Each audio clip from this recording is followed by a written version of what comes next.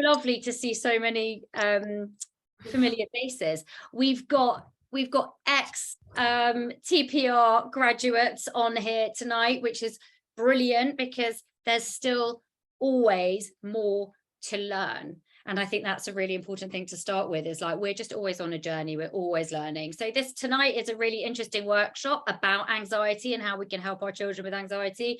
But this is just one facet of becoming more conscious in our parenting. And it never ends. So it's amazing to see all of you coming back to learn more from me. So I thank all of you.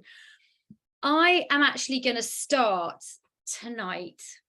I always like to start with doing something a little bit different. I'd like all of you who are on already, people will keep coming through, but those of you that are on already, if you've got a pen or paper, just note down 2 feelings that you have at the moment, just where you're at today, how you feel, what you're thinking. It can be anything from peaceful to frustrated to short-tempered to excited to inspired to interested. Just want you to kind of like take a second to just check in with where you guys are. And when you've done that, and if you don't have a pen and paper, just keep it in your head. When you've done that, I'd like you to come and close your eyes. Now, a lot of you, I can't see your screens, which is absolutely fine. You don't even have to close your eyes, but it does help. Just going to ask you all to just sit, put your feet on the floor and come into the room and close your eyes and take a long, deep breath that starts kind of down at the bottom of your stomach and comes all the way up into the chest until you really feel full. Okay. And when you get to the top of this breath, just hold it. Hold that breath.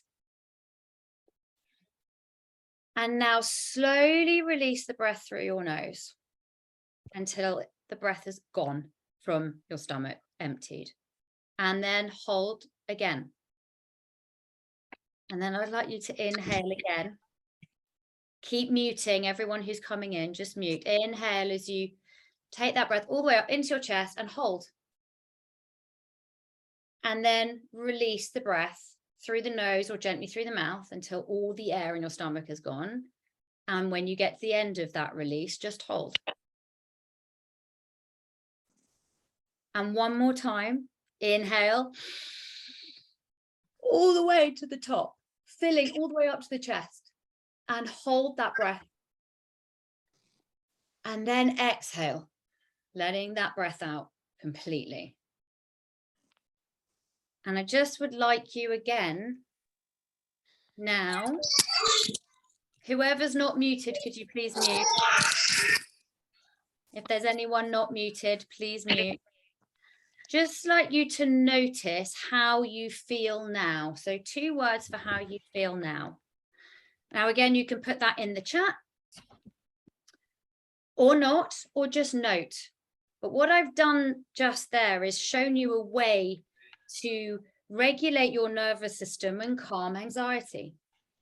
And actually, this has nothing to do with the workshop or the presentation about your kids. But what we tend to do is look everywhere else but to ourselves, to calm our own nervous system, to create a sense of calm for ourselves. And that's a very simple technique that we can do to remind ourselves to breathe and to remind ourselves that we're safe and bring ourselves back to a place of calm. And I just wonder if those words that you felt that you first wrote down feel a little calmer after you'd finished doing that little breathing exercise. So that was just something for us to start so we can all land in the room together. 7 o'clock is not the easiest time for a group of parents to come and share a workshop. So I want to start by thanking all of you for showing up here for your kids today. So thank you and well done. Pat on the back. You made it. 7 o'clock in the evening, most inconvenient time for any parent to actually take some time out. So let's jump in together and explore 3 powerful steps to help your child overcome anxiety and find a new sense of confidence. We are here, finally. So for those of you who don't know me, many of you do, but for those of you who don't, my name is Amy Carlton and I'm a therapeutic parenting coach and I'm a master NLP practitioner. But I personally feel that my most important qualification that I have to share with all of you tonight is the fact that I'm a mum of two. I'm just like you guys. I've got 2 kids. I'm in the field. I'm doing what you guys are doing. I've got Sydney, who's 13, and I have Remy, who is 10. And I am only here today because of my experience of having children. When Sydney was born, everything fell apart. Nothing worked. Nothing fitted. It didn't make sense to me that I was raising this person with such a rigid framework. I was being completely overwhelmed. I'm sure all of you will agree with me from your experiences. Overwhelmed by expectation, overwhelmed by judgment. Everybody had something to say. There was, I should be doing this and my child should be doing that. And I'm looking at this person with a whole list of expectations, and I'm not looking at my child, and I was miserable. I was trying every formula, every trick. I read every book, and I was miserable. And I didn't feel that my child was enjoying herself very much either.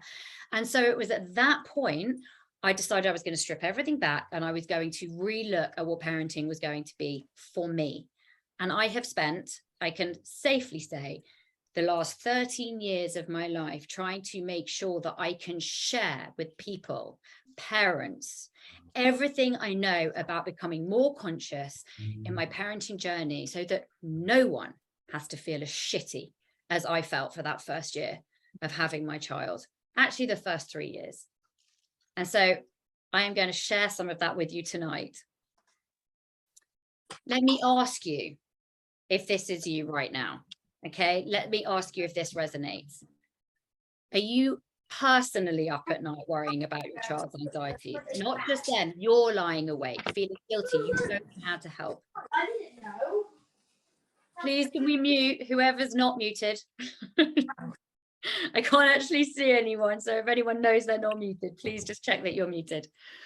Are you endlessly looking for solutions to solve your children's worries and your children's problems? Are you finding yourself paralyzed as to what to say or do when you're seeing your child struggling? This is only actually going to make your anxiety worse. This actually is such a huge impact on us. Do you find seeing your child go through hard things deeply upsetting and unsettling? And so you find yourself constantly trying to make everything better? And are you feeling like you're at a loss because actually what's happening is that your child is clamping up? They're not opening up to you. They're not sharing their fears with you. So you're feeling more and more distant. And you see, yes, we've got constantly worried. I will keep checking the chat. You see, it doesn't really matter what our story is. I can't sit here and tell you exactly what to do or how to do it, because every single one of us has a different story and a different experience, and a different child who is experiencing something different. But we do know that our children are more anxious than they've ever been. And I want to share with you a couple of experiences, a couple of stories agreed by wonderful clients of mine who have been experiencing severe anxiety with their children. Again, if anyone's not muted, I'm going to keep saying this. Anyone who's not muted, please mute yourself. So I'm going to talk about Katie. Katie, unfortunately, came to me. She was in a complete state of overwhelm, right? Katie's daughter, Sophie, she's only 9, but she was struggling at school. She had friendship issues. She wasn't happy. And Katie just didn't know what to do. Katie got herself in such a state that she couldn't eat. She couldn't sleep. Katie was constantly trying to keep her daughter happy, like trying to distract her, talk her around, giving her loads of advice. But it wasn't working for Sophie. What was happening was that Sophie was getting more and more distant from her mother, which as a result made Katie more and more afraid. And she was living in this constant fear of what might happen next, a total lack of control. Okay. Or we've got Tanya. So Tanya's son, Harry, lovely boy. He was 14 years old, right? Used to be head of the football team, top student in maths and geography. Everything was hunky-dory until he had a few rough exams. His football team got relegated for the season. And Harry slowly started to experience panic attacks. He started avoiding school. He even dropped out of the football team because he started to believe what happened was like his fault and he was going to get bullied. And somehow he told himself that he shouldn't be enjoying football because it was affecting his studies because he hadn't done so well on these exams. And what was happening to Harry was he was spending more and more time locked away in his room, trying to study constantly and actually leaving the house less and less because he was just getting more and more stressed. This left Tara, unfortunately, in a situation where she did not know where to turn. She was so scared of making things worse that she actually just avoided talking about anything with him, and the energy in the house was just like becoming impossible. Okay, so I'm telling you these stories so that you understand that this isn't just you. This isn't just happening to you. These are people that I've been working with. These are people who have come to me for help. Okay, now we are in the midst of a mental health crisis. We do know this. We're seeing it in the media. We're understanding that depression is on the rise. We're understanding that anxiety is on the rise, but we can change it. And today we're going to explore some different ways that we can be really, really impactful in that shift. Okay. So tonight, here are some of the things we're going to look at. We're going to look at what's at the root of our children's worries. We're going to look at what could actually be exacerbating these worries and anxieties. We're going to explore how your child can find their own power, their own confidence. We want to really help them to help themselves. And I want to share with you throughout this workshop a completely different mindset shift that will help you to understand how to communicate with your kids in a completely different way that is so much more beneficial to them and their growth and to you and your sanity. So I've mentioned this throughout on my Instagram, throughout my advertising. What I am going to share with you guys today is not what most people are saying. It's not what most people have told you. It's not what you've learned. I'm flipping it on its head. We're looking at it differently. But I can assure you that what I tell you tonight, when put in place, will help to move your children past their own blocks, flip their energy and their mindset, and help them to understand themselves and experience something better for themselves. There are 3 unexpected reasons that your children are experiencing so much anxiety right now. And I'm going to share them with you. We perceive worry as a problem, like it's something that needs to be avoided. Now, anxiety and worry is future. Again, mute if anyone's not mute if anyone's not muted. So fear and anxiety is anxiety and worry is a fear of the future. It's your body and mind's way of telling you need more information, of asking you to kind of to stop and arrest and look at the situation that you're in or what's coming forward. It's a looking for control. But what we're doing is looking at worry as a problem.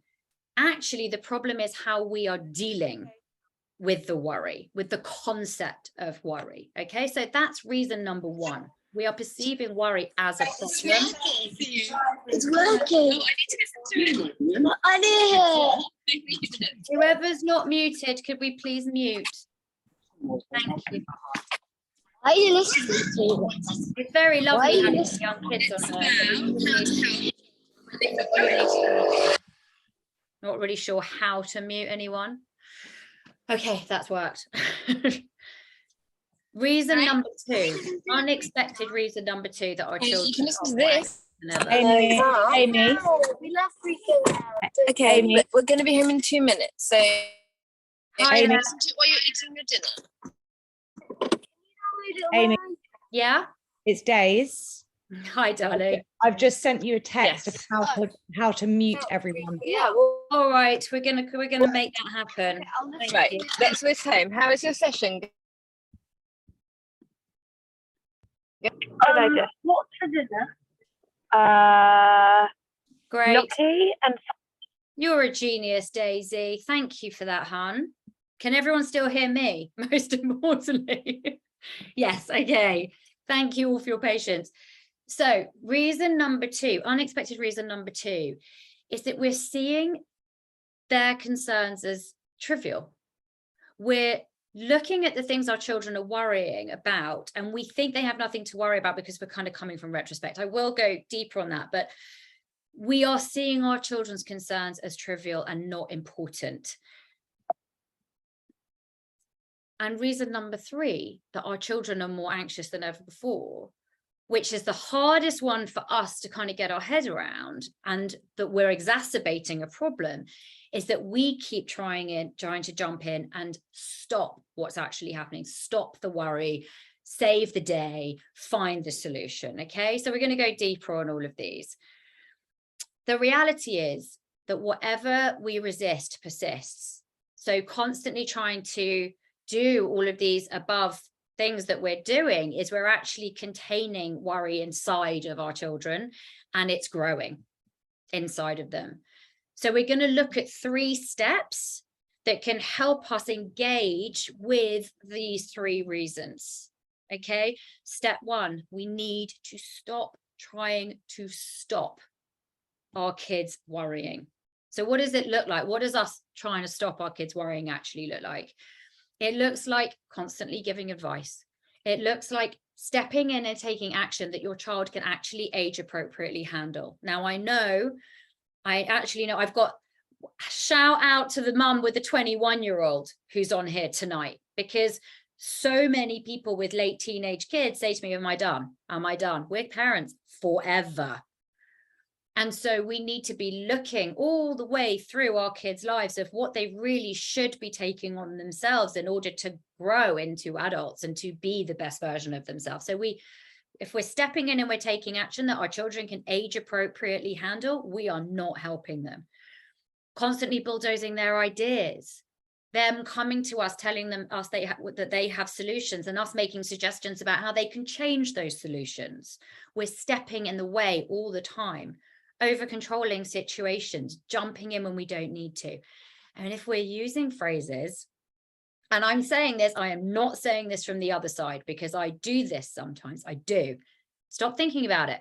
Just take your mind off it. We're completely shutting down. We're trying to stop a feeling. We're not engaging. We're not engaging with what's going on. Why do we do this? It's really important to understand why we do it.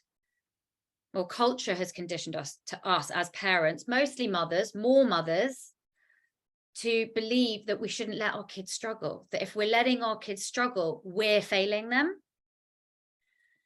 We also, as a generation, find it very, very hard to watch our children going through something difficult. It makes us feel uncomfortable. So when we see our kids in pain, we see our kids struggling with something, we want to take the struggle away because it appeases us, it eases our feeling of discomfort inside.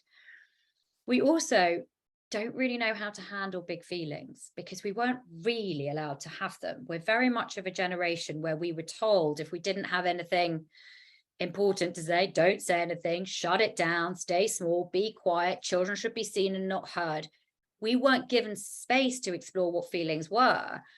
So when our kids come to us with a feeling, we don't go, oh, that's interesting, why do you think you feel that? Or that must be really hard for you. We just don't worry about it, don't think about it, it'll go away. It doesn't go away, it stays there, and it grows. And we just don't want to look like bad parents. We want to do the best that we can. And we think saving them will help, but it doesn't help. It really doesn't help, especially when they're at the right age to be doing something.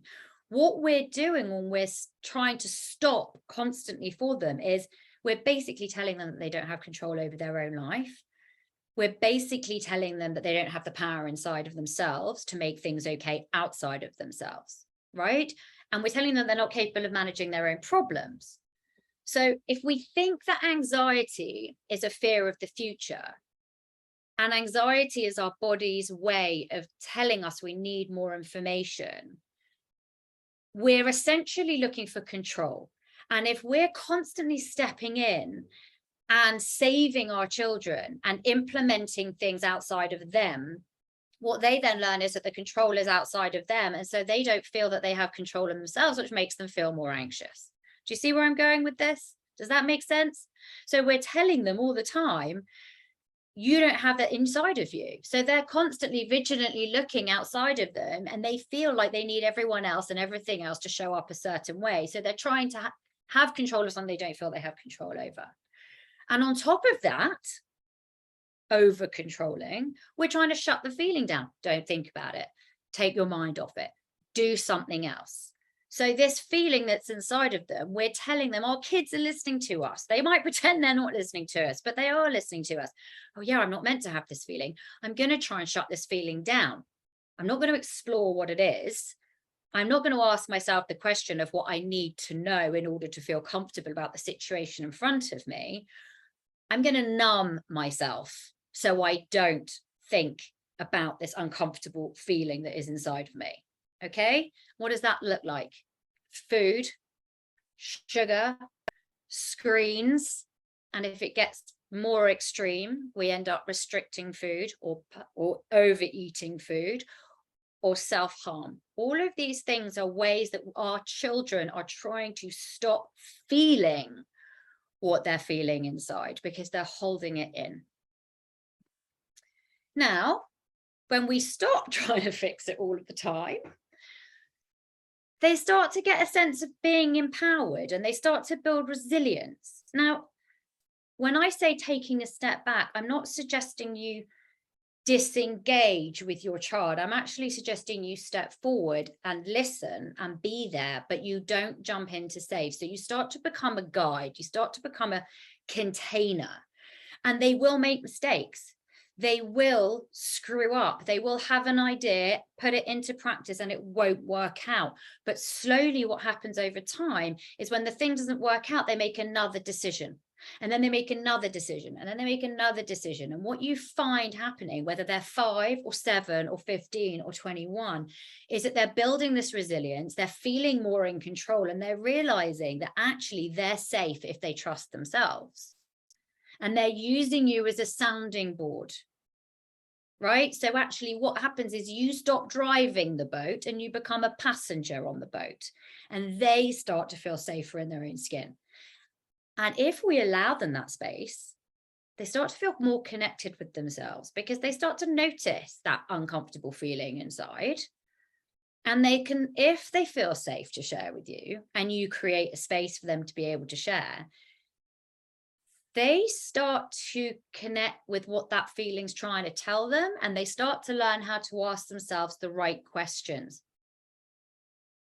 And so they come from a place of power. Any questions? I'm going to check the questions. You have a hormonal 8-year-old. Well, yes, it's 8 is a hormonal age. It's never felt so hard as a parent, and at 21, I never thought it would be so hard. It doesn't stop being hard. I'm going to jump in. I'm going to segue in terms of this. Parenting is hard. And if we look at it thinking it's meant to be easy, then we think we're doing it wrong. If we accept that it's meant to be hard, it doesn't feel so hard. It's meant to be hard. It's meant to be a challenge. It is difficult. It's very, very, very hard to love somebody so deeply and to hold space for them rather than save them. But it is the best thing we can do for them. And then they will learn to do it for their kids. Because what you do when you hold space is you learn to be uncomfortable. You learn, yeah, it's hard. It's really hard to stand back and let them grow. That's the hardest bit. But that's when you're really showing up for your kid, because you're doing what is best for your child, which is allowing them to grow into an adult that trusts themselves. If you're finding parenting easy, if you're super comfortable, then you're way over managing the situation. Because I can assure you, when you stand back and let your kids grow up on their own, fall down and make mistakes, you will be so uncomfortable. It's trusting that discomfort is about you and not about them. My 16-year-old and I never agree on anything. Again, sorry, quick segue. You're not meant to. You're not meant to. At 16 years old, your teenager is actually chemically distancing themselves from you. It's actually from a complete biological, physiological perspective. We have to find a comfortable way to live. Join the parenting revolution. We can do that. But don't expect that your kids shouldn't be pushing up against you by 16. Your kid is doing exactly what they're meant to be doing. I'm really sorry to say that to you. Okay. I want to tell you about Jess, because Jess stopped trying to control everything. Okay, she had 2 kids, and this is really recent. This is just this summer, so I brought her in because it's amazing. She was faced with 2 boys going back to school. Previously, Jess would always control her son's experience, shut down their feelings, not let them worry, jump in and save them, because that's what she believed was the correct way to be as a mother. She wasn't meant to let them worry. She was meant to talk them out of worry. Happy kids don't worry, which is actually not true. We have to have a range of emotions. But once Jess learned that all the constant controlling was actually impacting her boys really negatively, that actually they were more anxious, but they were kind of distancing themselves, she decided to get more curious rather than controlling. And as a result, what happened wasn't easy. It wasn't that going back to school was easy. It wasn't that going back to school was a breeze and no one had a problem. But because of the work she'd done, Jess was able to look at the whole thing very differently and create a different space for her kids. So even though they struggled, they felt more heard.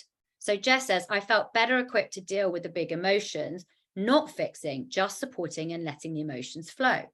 So she was learning to be with her kids' experience rather than control her kids' experience. And it feels counterintuitive. And it doesn't eradicate worry and anxiety because it's not meant to be eradicated. But it definitely makes the anxiety and worry have a place and a space to be worked through. What we have to remember as parents is that we are not here to find the solution. We're paving a way for them to walk. We are not here to find a solution. Like I said, we're not meant to be driving the boat. We are just not, age appropriately. So how's it going to work when you start to take a step back? Because I can hear all of you going, well, I did it and I did like 3 days and then I just, they just kept asking questions and I just couldn't answer and it just didn't work. Okay, so time and patience. Here's a couple of tips. When we allow our children a space to step in for themselves, it will be uncomfortable for them because we've never done it before. So they're going to show up, you're going to ask questions and they're going to show up with things like, I don't know, or what do you think? And our gut wants to answer. Our gut wants to give advice. Our gut wants to fix. Our gut wants to suggest that we'll make a phone call or do a thing or take the problem away. Don't be tempted to save the day. Just gently guide them back to themselves. You can say things like, oh, what have you done before? Or what happened last time? Or do you remember last time what you did? How did that work out? And it could have been terrible. What was so bad about it? What do you think you could have done differently? It feels like really inauthentic, but once you get used to asking these questions, all you're doing is creating a space for your kids to kind of dig their way out. Okay, so you're guiding them rather than controlling them. Has anyone got any more questions directly related to what I'm saying? Okay, there's a lot here.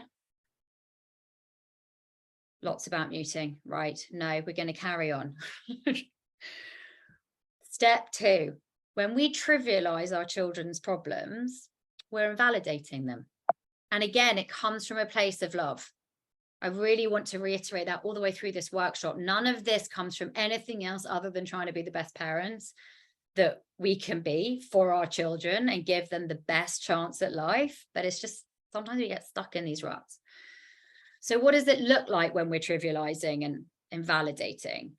We're deflecting. We make comparisons to other people or other situations, like it's not that bad, it's not as bad as so-and-so who did this, or it won't be like that, or you're so lucky, you shouldn't be worried, your life is perfect, or everything's so easy for you, you're clever, you'll be fine, don't worry, so-and-so down the street, I'm not so sure about her, that sort of thing. playing it down. Oh, it's not a big deal. You'll realize when you get older, this doesn't mean anything, or actually even just avoidance. We invalidate by avoiding because we're paralyzed, because we don't know what to say. So we'd rather say nothing, right? Now, we do it because we don't want to add fuel to the fire. We don't want to exacerbate a problem. So we think if we say less, then it might just go away, right? It doesn't. It stays in. It stays in there. We don't have to have an answer. We don't have to have the answers. We feel if we don't have a solution, we'd rather just segue. And actually, helping our children to understand that having the answers isn't always the solution is really empowering for them too. And it makes them see us as much more human, like they want to relate to us. Otherwise, we're just know-it-alls. And as they get older, they really don't want to hear that. It's actually annoying for them, not for us, because we really do feel like we know it all. Society has told us not to indulge our children, that if we sit down and we share and we make space and we hear and we listen, we're going to create a monster. We're going to create a needy, over-emotional. Actually, you're doing the opposite. Our children feel more needy and they feel more explosive when they're holding all of this in. Because if we're not there for them, then they do need us, right? And I'm going to come back to this point that I mentioned in step 1 of why we do these things. We were not allowed to explore these feelings ourselves. It's so deeply uncomfortable for us to allow that space because we just didn't have it ourselves. It's very difficult to do something we weren't taught to do. And so we were taught to just be grateful, to just carry on, to listen to our parents and be like, oh yeah, well, it's just not that big a deal. Or that is, how many of you, and put this in the chat, how many of you feel like you're not entitled to be worried or have the feelings that you have because you're so lucky and there are other people worse off than you? Even if you just put in the chat, me. Yeah, see? Right? We are not entitled to explore these things because we should be grateful because there is always someone worse off than us. But expressing your concerns and working through your concerns isn't saying your life is terrible. It isn't being apathetic to what you have. It's just accepting the way that you feel.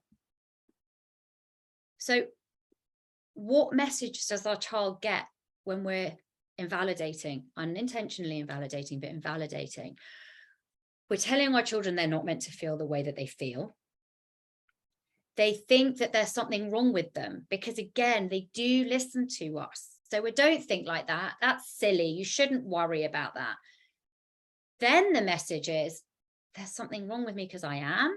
I'm weird because I am. Well, I better hide it because I don't want people to think that I'm weird. So I'll just hold it in. But the more we do this, what we're also teaching them is that what they feel actually isn't relevant and what they feel actually isn't correct. So they're going, oh, well, I shouldn't be worried about this. And I am, so that's strange. So I shouldn't trust myself. And they start to lose connection with their gut feeling. And so they start to not even trust themselves or what they think. So they get very, very confused. So they feel worried, but they shouldn't be worried. That exacerbates worry. Okay. And so on top of all of this, and this is why we have such an issue, not completely why we have such an issue with screen time and social media, etc., but we're all doing it, not just our kids. We want to feel different from that feeling, so we avoid rather than process. And so we sit on our screen. We're doing it ourselves. I wonder if out of all of you that are sitting here watching me tonight, you're looking at your screen kind of at the same time. We're constantly trying to take the feeling away. And we do it with food. And again, we do it with not having food, or we do it with shopping. So if I want to kind of get this message across to you in a really accessible way, think about what you do when you feel uncomfortable, rather than sharing because you feel uncomfortable and you don't want to share because you feel like you're spoiled for having a negative feeling when you're so lucky and other people have it worse than you. We're shopping, we're drinking, we're eating, we're on Instagram, we're doing anything rather than just accepting the way that we feel, looking into the way that we feel, and expressing the way that we feel. But when we stop invalidating and we start to create a space that looks more like, it must be really hard for you to feel like that. Where did that start? How long have you been feeling like this? What situations make you feel like this? Where might you feel more powerful? We're not wallowing, we're exploring. It's a very big difference, right? So when we start to validate over invalidate, and we start to take into account that our kids' worries, whatever they might be at whatever age they are, have a value because that is just what they're worried about, our children start to feel less weird, which makes them less anxious. They start to learn that worry and anxiety isn't something to ignore or to numb, but to understand and respond to. They start to use the way it feels in their body. They certainly start to communicate more because they know they've got a safe place to go where you get it. They don't want you to have the answer. They just want to feel heard. They don't want to be told that what they're thinking about is not important. And they'll share more. And they will start to understand their feelings more.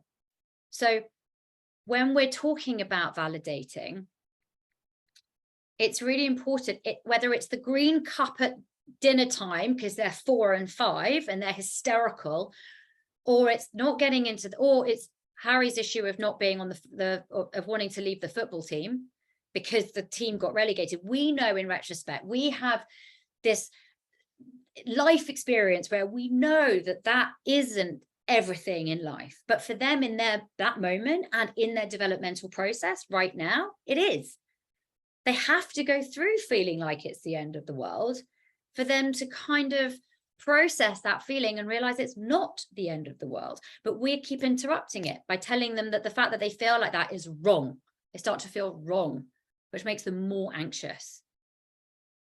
How many of us feel wrong for the things that we worry about and the things that we think about, the things that we think are a big deal? And let me ask you this, how many of you want to continue sharing with any person who tells you when you come in after a hard day and you're gutted that the contract that you were working on for months didn't come through, and they go, don't worry about it, it's no big deal, another one will come along? How many of you want to keep on sharing? How many of you feel heard and understood? None. So the same applies to them, whether they're 2, whether they're 4, whether they're 13, or whether they're 23. So it's because of the way that we've been raised. And I'm actually going to just read this Shafali quote because she says it so beautifully. It's no surprise we fail to tune in to our children's essence. How can we listen to them when so many of us barely listen to ourselves? We have become so disconnected from our own feelings, from our own ability to process, because we simply didn't have that space in our own lives, that we cannot see it for our children. And when we see it come up in our children, it's so terrifying to us that rather than create that space and sit in our own discomfort so they can have that space to grow, we want to shut it down and control it, because that is the worst feeling to us, to see this. Oh yes, we go back to Harry. Just going to check some questions.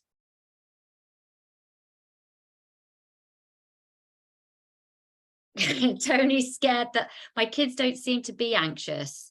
I grew up being told to man up and deal with it.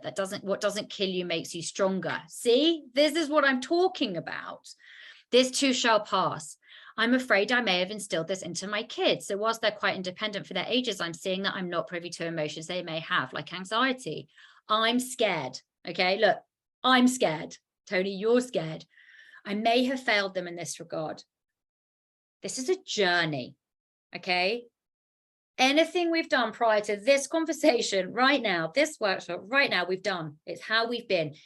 We've only shown up the absolute best, most authentic, most loving way we were capable of doing in any given moment up until now. So Tony, as you're seeing this isn't the space for you to now go, I've ruined everything. It's a space for you to have deep awareness of this language that you use. It's a deep awareness of a way that you weren't allowed to see feelings. And as time goes on, you will see, you will start to notice, and you can create the space from there. And it does take time. Things don't change in a day. They're not going to suddenly come and sit on the end of your bed and start telling you everything they're worried about. But you might just notice them bring something up and you be compelled to use, I don't know, terminology like, what doesn't kill you makes you stronger. And you'll stop yourself because you're becoming more conscious, and you'll ask a different question. And then they will be able to share. And that's how we do this work. We cannot change what we cannot see. So this is not a space to shame yourself for everywhere you've been before, Tony. I've told my little girl it's my job to worry, not hers, from a place of love. Yes, Stacey, it does come from a place of love. And I have definitely told that to my son too in the past, for sure. But let's look at that message. What does that tell her? That tells her that the power is outside of her, that the outcome and the solution is outside of her, that the things that she can do to calm her nervous system are outside of her, that she needs to rely on you. So then she might get very nervous about where you are and where you're going to be. Because my God, if something happens to you, she's screwed because you're the one that's meant to be worrying for her, right? Let's go back to Tanya and Harry. It's a great case study. Once Tanya was able to create space, not hide away, ask questions, allow his feelings, Harry was able to start to work through his fears more logically. So she was asking him questions. And when what was actually happening was these thoughts that were huge in his head, and they get massive, were coming out into a conversation, and he was actually able to be more logical. He was actually able to answer these questions and be a little bit more rational and a little bit more logical. And it did take time. It was slow. I mean, come on, he's 14. There's been 14 years of certain patterns of behavior, avoidance being one of them. So stepping slowly, like I'm saying, Tony, slowly asking different questions, showing up differently, using different language, creating space, not having an answer. He was able to answer these questions and create that. What came out was that it's not so big in the real world, these things. And again, if I'm going to make it kind of attainable, accessible for us to understand, how helpful do we find it when we've got something on our mind and we sit down with a good friend and we have a coffee and we talk about it? And then we come away and like, oh my God, I don't have an answer or a solution necessarily. I don't know what my next step is per se, but I feel better. I don't feel as scared. So once she was able to kind of get over this fear of like, I don't want to mention the war, I don't want to make it worse, I don't want to exacerbate it, if I don't say anything it'll go away. Actually, once she stepped in, created a space for Harry to really be able to do some work, and it doesn't take away the anxiety again, but it creates a space for individual to work through it. So they're not holding on to piles of anxiety, repressed anxiety that's coming out in all of these really toxic ways. Again, say it again, it's a big deal for them, may seem trivial for us. So if Sammy wants the purple cup at dinner and he's hysterical about it, we have to understand that for Sammy, that's part of his developmental process, and it's the biggest thing in his life to date. The fact that Billy down the road failed every exam that he took and now doesn't know what to do with his life doesn't mean that Sammy's problem's any less important to Sammy. And we have to really understand that. And the best way we can really understand that is, how do we feel when our feelings are invalidated? How do we feel when someone tells us to get over it? How do we feel when someone belittles our concerns? Because there is always someone with something bigger, a bigger problem, a worse situation. It's not about that. It's about a feeling. It's about being allowed to process our feelings in order to not be repressing them so much and exacerbating them so much. So I've said this before throughout the workshop. This will feel uncomfortable. Changing your behavior is not comfortable. We have been taught if something doesn't feel comfortable, we shouldn't be doing it. It's dangerous for us on some level. We are not meant to feel comfortable. We are meant to be able to learn to sit in our discomfort to be able to make these changes. Okay. How do you respond to the purple cup freak out? So what we need to do is understand and not expect them to be okay, if this makes sense. So one of the best things to do when we don't know what to say is repeat back what you're saying. So if you really feel paralyzed, oh, Sammy, I can see you're really upset that you don't have the purple cup. You seem really, really frustrated about that. Are you frustrated about that? Yes, whatever. Maybe questions like, why is it so hard for you? Or I'm so sorry, the purple cup's in the dishwasher. Tomorrow night we can have the purple cup. How do you feel about that? They're starting to engage, right? But equally, letting them at that age, especially purple cup age, have the upset without us telling them off for it being a big deal, holding space for them, giving them a cuddle, will help them to understand that we don't always get the outcome that we want, but we can feel pain for it and we can work through it, and it's a process. And they do create a higher tolerance. We don't see any 17-year-olds crying over a purple cup. It's all part of a developmental process. What do you say to a child who feels anxious because they have upset a parent, i.e. a child feels they're responsible? Thank you, Fran. I'm just going to ask you to hold tight because you're a step ahead of me. This is step 3, okay? Step 3. We need to be able to clear up our thoughts around what is happening for our kids, okay? Now, what does that look like? When we are in their mess with them, when we are not containing them, we're making their problem our problem. We're becoming scared and exacerbated because they are. We're jumping on the train. So as I say to you, we don't want to be driving the boat for them all the time. We also don't need to be a passenger on their freak out train, okay? We start to try to push them into solutions to make ourselves feel better. We lose our sense of logic when they're in turmoil. So we start to panic and we start to feel anxious and we start to not sleep and we start to not eat. And you can see this is where we're kind of mirroring their behavior. This is not helpful to them. This is actually terrifying to them. When we tell them how much they're worrying upsets us. Oh, cheer up, darling. It makes me so upset when I can see you like this. It's so hard for me to see you worrying. Or we tell them to get on with it because we're feeling so uncomfortable, right? Just get on with it. Just get on with it. You can see us getting very, very upset, okay? Now we do it because we can't stand to feel uncomfortable.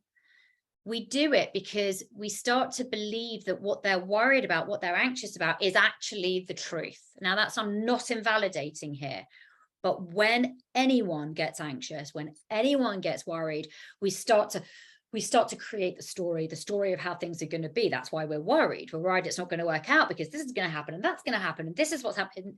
It's not. It's in our heads. We're creating thoughts and we're creating stories.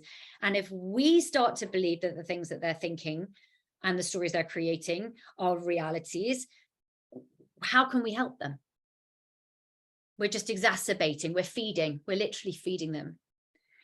And we also do it because we have been taught that it is our job to manage our child's experience. And we've been taught that it's our job to manage other people's experiences, because as children, when we saw our parents unhappy, we did our best to rein it in, suck it up, be good so that they wouldn't be unhappy, And so we're just passing it down generation after generation, right? Hold it in, hold it in. When we are not in the right headspace, when we are not managing our anxiety around their anxiety, when we are jumping on their train and we are in their story with them, we can't help them.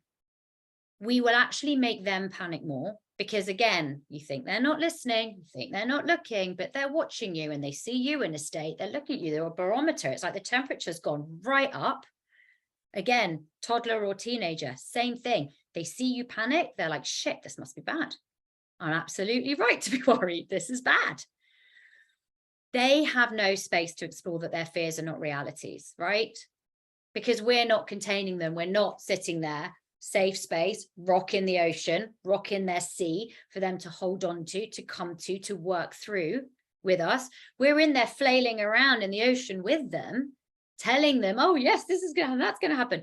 They've got no space to explore. Like Harry ended up with this space where he could explore what was going on, become a little bit more logical, have that space. When we're in there, they can't do that. There's nowhere for them to go. What happens is they end up focusing on your feelings and trying to calm you down. They stop coming to you because they don't want to have to focus on your feelings and calm you down. So they'd rather just not let you know what's going on with them at all so that you don't get upset. And then this teaches them that they're responsible for your emotional state. And then let's fast forward, let's create the story into their adult lives. And then they feel they're responsible for other people's emotional states all the time. When we can create calm in their storm, when we can manage our anxiety around their anxiety, we can be that calm in the storm for them. We can help them to manage their thoughts with all these questions I'm suggesting you use. We can help our child feel safe coming to us. We can be that rock. Now, it does take work. We have to sort our own shit out. We've got to do our own work. We've got to see ourselves. Even that breathing exercise I did at the very beginning of this workshop, that is one way when we're feeling anxious, when we're feeling swept up in the story, to take a step away and do that for a couple of minutes. You'd be amazed how you can come back to center for them. And we can become more rational and calm. We can become the guide they actually need. It's at this point when we're containing them that we can ask them questions like, do you actually want advice? Or would you like me to just listen? Because we know that we can be that safe space for them. And again, if they do, on the off chance, say, yes, I'd like advice, and you don't have the answer, you can say, it's really interesting. I need some time to think about that. Which is a very helpful thing to tell your child, to teach your child that you don't have to know everything, have everything sorted out. The uncomfortable truth of parenting is that we want them to be okay, so we want them to be okay so that we can be okay. That's the essence of it. It's very uncomfortable truth because it feels selfish, but at the end of the day, we're all just humans trying to survive. And when our nervous system is knocked off balance, we will do anything we can to feel centered again. And our kids are knocking our nervous systems off balance left, right, and center. But it's not about us. So a big learning is that this uncomfortable feeling we have in the face of their pain is actually really normal. It's not something we're meant to necessarily be taking away for ourselves. It's something we're meant to be engaging in. So here's another case study for you. Anna had issues with her 12-year-old. When she was able to look at her son's behavior at bedtime, not about her as a parent, but about his life experience, his needs, where he was, not to get caught up in the drama. She says, finally, I was able to give myself permission not to listen to the outside noise of what we feel is expected of us as parents, or what I have been conditioned to believe is the right way. When this happened, bedtime and anxiety was a big one in my house. However, once I learned to let go, my youngest immediately relaxed into it and slept. For that alone, I couldn't be more thankful.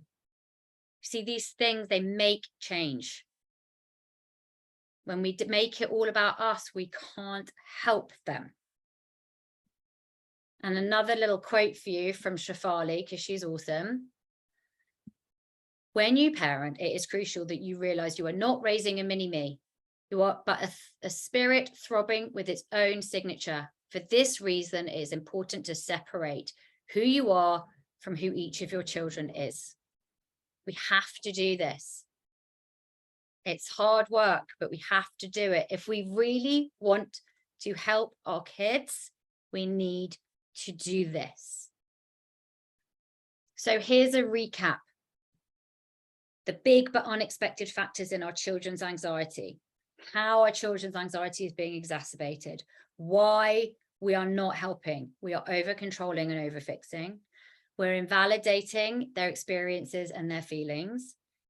And we are too fearful to be helpful. These are three massive factors. When we miss these steps, our children feel like we don't understand them. They feel like we don't think their feelings are important. It's so ironic because we're so worried about their feelings. We're trying to manage them so perfectly, but they feel like we just don't get it. They feel like we don't know who they are. They feel like they have to hide who they are from us because they feel weird. They feel like they have to hide who they are from us because they don't want to have to deal with us being upset, because that's terrifying to them. We're meant to be their safe space. They don't know where to turn, so they hold it in, and everything's getting bigger and bigger and bigger in their heads. And they're feeling ashamed of these feelings, and so they're numbing them, which we don't want them to be doing. And we need to be taking this information forward. So Tony, I'm going back to you. Don't feel guilty. This doesn't help. Again, guilt. When we feel guilty, we're making it about ourselves again. We're making it about ourselves again, and we're trying to work out what we can do for our kids so that they can show us that we've got it right. We need to stop doing that. We haven't actually done anything wrong. None of you, including myself, we haven't been taught to think like this. We haven't done anything wrong. We have just shown up in the best way we know how. We have been taught and guided and conditioned in the Western culture, in the Western world: manage, control, ignore, deflect. If everything looks fine, then it is fine. That's what we've been taught. So that's what we're working towards. The hardest thing for us to do as parents is to just simply be with our children when they face challenge, to be with them and to hold space for them and to contain them and to guide them and to share with them, not to fix them. It's the biggest challenge we can face, but it is the most worthwhile thing you can do. And your kids will thank you for it, because they will feel seen, they will feel heard, they will feel loved, they will feel understood, which we, most, I want to say all, but I'm going to get someone jumping on here going, no, I don't feel like that. So I'm going to say most of us have issues with self-worth and love because these three reasons happened for us as kids as well, right? We came from loving families. We came from parents who did the absolute best for us. We came from parents we have beautiful relationships with, but we still didn't feel that we had that space to share our emotions, that we were accepted for who we were with our emotions. And we're repeating, if we don't change this, we're just repeating the same patterns again, generation after generation. But we can change it, because if we change it with our kids, even just a little bit, they will change it with their kids. There is just so much to learn from becoming more conscious as a parent. So much. And this is where some of you have already done my course, the Parenting Revolution 8-week course, which I'm going to tell you about now. So for all of you guys who are on here, you just know how valuable this is. I want to invite all of you to join me in creating a more nurturing relationship with your kids, so we can change the parent-child dynamic for generations. I want us to revolutionize parenting together forever. We can actually do it. It starts with us. It literally starts with us. And there's me, Parenting Revolution, looking very studious. This program will help you to take all of this work from this workshop that I've given you today and so much more into your relationships with your children. Will also help you in your relationships with your spouse, your partner, your colleagues, your friends, your siblings, your own parents. But today we're working on our kids. The Parenting Revolution is an 8-week, it's a specialized 8-week group coaching program where we actually learn how to break all these handcuffs. We learn how to break all of these patterns that I've told you that we can see that we're repeating down the generational line. It will completely change your relationship with your children. So the program itself is specifically designed. It transforms the way you perceive your children and how you communicate with them. It gives you deep insights into how you're currently parenting and what you actually need to change for you. So even though you're working in a group, it's very specialized to your specific relationship. I personally teach you how to set healthy boundaries, how to embody what's best for everybody, including yourself, because we always forget ourselves, but actually we need to put our mask on first, oxygen mask on first, because seriously, if we don't, that's where the problems are coming from. And I finally give you skills to really help you stop being so reactive with your children. Here is a little view of what you get. You get 8 weeks of live interactive classes with me. I work in a small, intimate group. This is not a large group environment. You have a WhatsApp group. It's a private WhatsApp group. Now, this is what I love, okay? So for every TPR that is finished, I'm on all the WhatsApp groups and they're all still talking to each other, which I love. It's so cool. Everyone is part of this village and everyone is still leaning on each other and we're all feeling so much more supported. So it's brilliant. You get 7 comprehensive workbooks full of activities. And you can revisit these workbooks. It doesn't matter where you're at. So if you're dealing with a 7-year-old now, you could go back in 3 years' time with certain issues in certain areas and do these workbooks again, and they will be equally as helpful and valuable to you. I have taken the time to interview specific experts. So you've got 4 bonus workshops, awesome bonus workshops. We've got Emma Cooper, who is a fantastic nutritionist. She talks about false mood. She goes deep into nutrition for our kids and for us, to support us in supporting our kids. ADHD expert. We've got psychologist and author Tara Porter, speaks to me exclusively. We've got early years champion Cherise Sims speaking to me personally. She's on Instagram. You definitely need to be following her too. There's loads of bonus resources. There's a specified reading list and there's lifetime access to the course. So you get everything forever. So if there's an issue that you're having, you can go back to that specific week and do it all again. I do get some resistance to working in a group. Some people are nervous to work in a group. They feel exposed. It is part of the magic of this experience. And I've actually taken quotes from specific graduates because it really is part of the magic. It's the one thing that people, when I ask after the courses, anything you were reticent about, I was scared to work in a group. I thought I might be judged, all really human, but it literally is the magic is the group. So Jodie says, I was able to open up in a safe and supportive environment and I realized I'm not alone. Millie says, I loved learning with you and the other people in the sessions. Thank you so much. Daisy says, the group setting just adds so much more value to the course. It makes you feel less alone. Now, I have loads more of these quotes, but this is what I've left you with. But I have all about the group.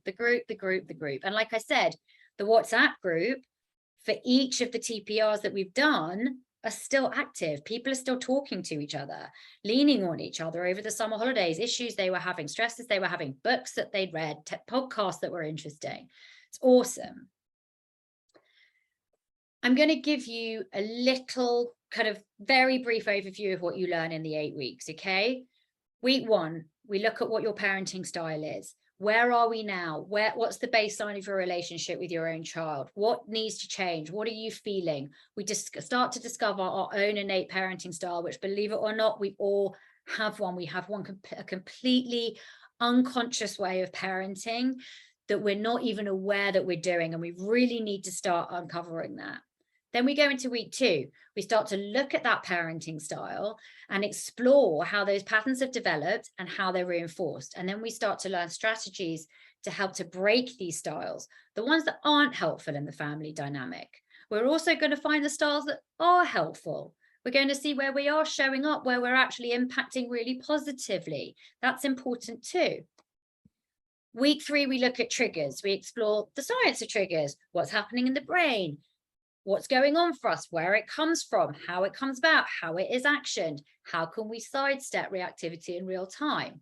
We start to develop tools that we can actually take away and use that help us manage our triggers around our children and also those people that we love. Like, it's super helpful for other areas of our lives.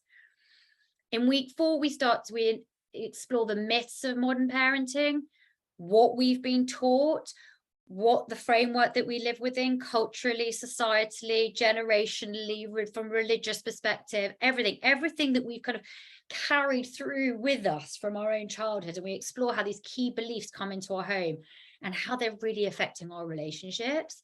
And we start to look at these beliefs and challenge them and reintegrate them back to be more productive and more beneficial.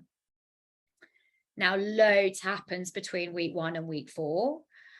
And I've had lots of feedback. I mean, you see a change. By week 4, there is massive shifts in your relationships. There's massive shifts in your home. So week 5, we have a bespoke Q&A. Nothing is out of bounds. Everyone emails questions in, and we have a really deep, in-depth conversation about what is happening for everyone, where everyone's at, how things are playing out. We start to look at the realities of this consciousness and how we can shift things where we might be a little bit stuck, questions that haven't quite been answered. So it's a really fun week.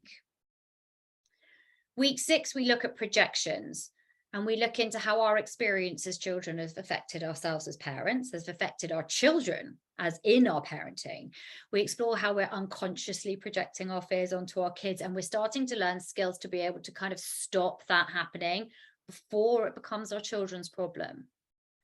Going through these very quickly. Week 7, we look at boundaries, rules, and punishment. We uncover the truth behind why we have the boundaries we have, and actually the real reasons why we can't hold them, why our kids can't hold them, what's actually happening, what are the differences between rules and consequences, and how can we have a more respectful relationship, and how can we step away from the kind of like the sergeant major, yet still be in a relationship where we feel we have a balance. Start to learn how to make these boundaries more effective and how to use them so there's like trust and security and respect, rather than dominance and compliance and lying, which is a very big issue that comes around boundaries. And then in our final week, we do a massive loop and we look at reconnection, and we get deeper into a deeper understanding of the interaction of each parent and each child and how disconnection is occurring for each one of us. Like I said, it's a group setting, but we're still very much on our own journey because this is about you and your child. This program is so tailored to you, even though you're working in a group. I'm sure everyone who is on this workshop right now who is a TPR graduate will attest to their own personal journey being just such a big part of this.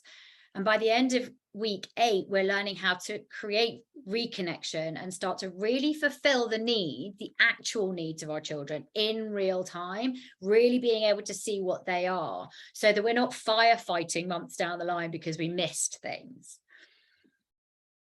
So that is weeks 1 to 8. And like I said, once a week on a Wednesday, the dates are coming up, we meet live for an hour and a half.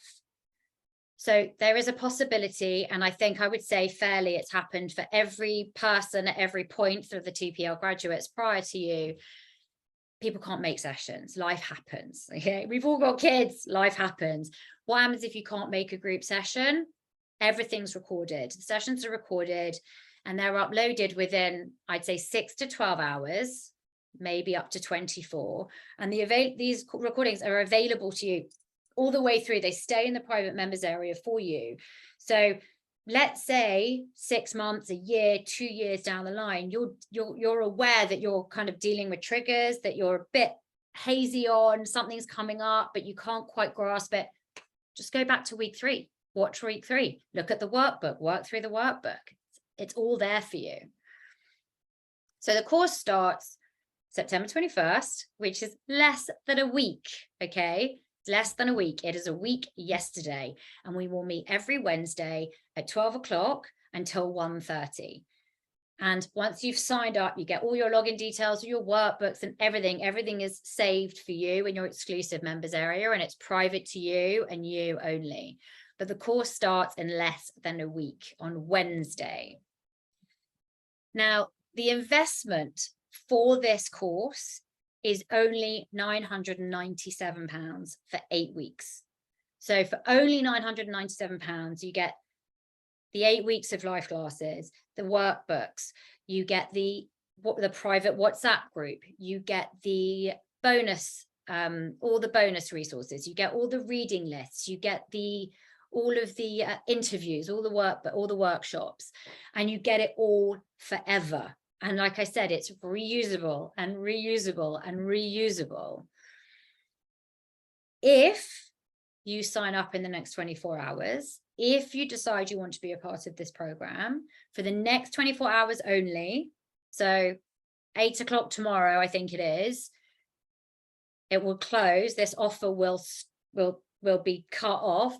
I'm offering £100 off the program. So that makes the program £897 for the 8 weeks. But there is actually another option. You can upgrade your package with me and opt in for the VIP option. Now, the VIP option is everything that I said before, but you get 3 one-to-one sessions with me throughout the 8 weeks. Now, there are only 3 of these available. Actually, I'm lying. There are only 2 of these available because one of them's already gone. There's only 2 of these available. So 3 one-to-one sessions with me throughout the 8 weeks. This is where we can work privately to go deeper on anything that's going on personally in life that you're trying to kind of work through with the program, or any other questions that you have. We really can go so much deeper, and you can upgrade, just a small upgrade, for 1,497. So 1,497, and that includes 3 one-to-one sessions with me, which is pretty awesome, I think. But Rosie took the VIP option, and so I asked her, I was like, Rosie, I would love some feedback. Why was the VIP option worth taking over the regular course program? What did it give you? How did it help you? And so Rosie says, I chose Amy's VIP option because I really wanted to make the most of her course, and I knew that a more tailored experience would help me gain deeper understanding of what was going on for my parenting. For me, it's definitely the right option. Amy drew out some past experiences which helped me to realize why I can become overwhelmed by my kids' demands and confused by what I should do next. Understanding this meant that I could recognize difficult situations, manage them with greater clarity, and move on. I did the course just before summer, and it couldn't have been better timing. We had a fantastic few weeks together as a family with far less conflict and drama than before. Thank you, Amy. So what happens when you work with me one-to-one is that you really get to go deep on the triggers, where they're coming from, and how they're impacting you so specifically. So it really is, the course is tailor-made. The course is so much about you. But then on top of that, if you work with me one-to-one, we really get to go deep and really, really unpick. Joining the revolution, I'm aware I want to make it as easy for you as possible. Okay. And actually, if you want to take the VIP option, this is a perfect way to do it. You can join the revolution in 3 easy installments. Okay. So you can join in 3 easy installments of just £340, Or if you decide that you're going to go VIP, you're paying for just 3 installments of 510. So you can go for that really tailored option for just £510 in over 3 installments. So that option, this payment plan option, is available to all of you. Once you've paid, you get everything. You get exclusive access to your members portal. You get your workbooks. You get all the information about the Zoom links. You get reminders constantly about new information that's coming up. You get reminders about making sure you're not late for class the next day. It's your private membership portal, and you get everything. All you need to do is you log on to the website, amycarltoncoaching.com, and you click on login, get login times, dates, links, everything. Now, I think I have answered, I've certainly covered a lot, but answered a lot of questions, but you might have more. You might have a few more questions about joining the revolution. You might just be on the edge, teetering on the edge. You can find out more. Take a screenshot of this page, or maybe I could put it in the chat myself. Let's see. Oh.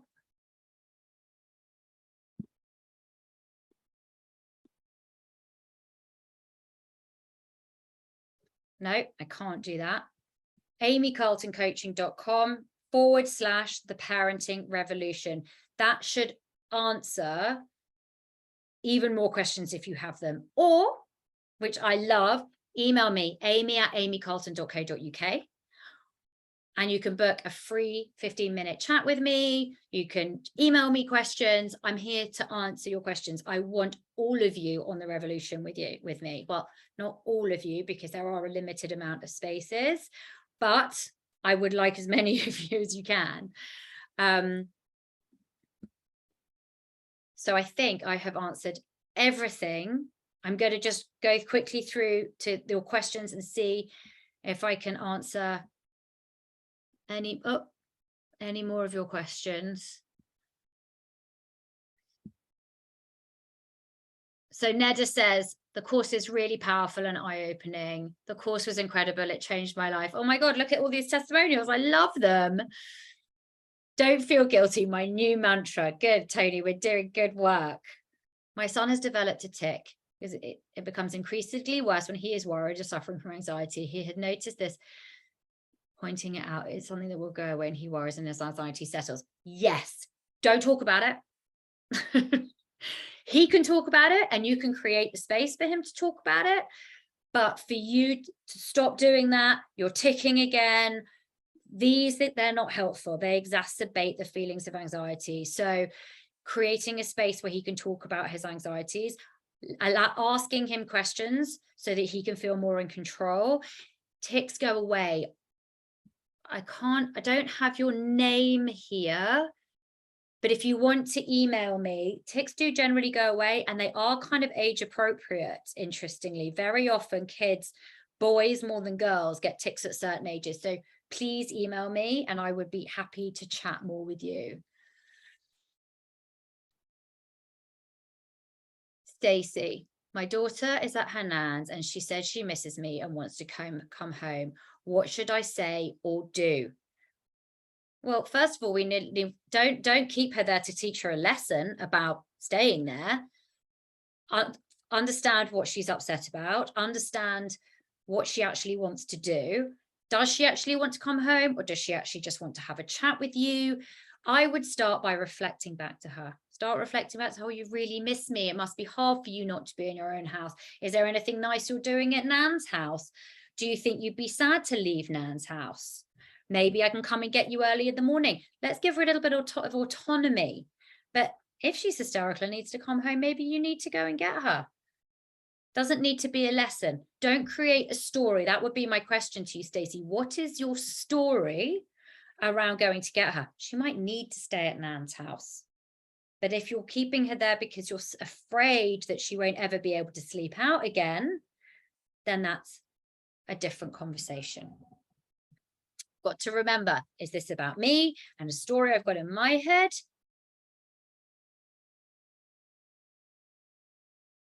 Great. No more questions. Thank you, Imogen. I'm so pleased you enjoyed it. Caroline, I run them as I go. So there isn't another one coming up after this. I had a couple of people on the last program that finished in August that, to be honest with you, that I don't know, I've got this course, I'm doing that, I'm worried about this, I've got my son's that. There's never a good time there's always going to be something you're doing. These are the sorts of things we need to carve into our lives. So now is the time. Caroline, I urge you to join me now. I'd love to have you on the course, Missy. That would be amazing. Fantastic. Everybody, a huge thank you to all of you.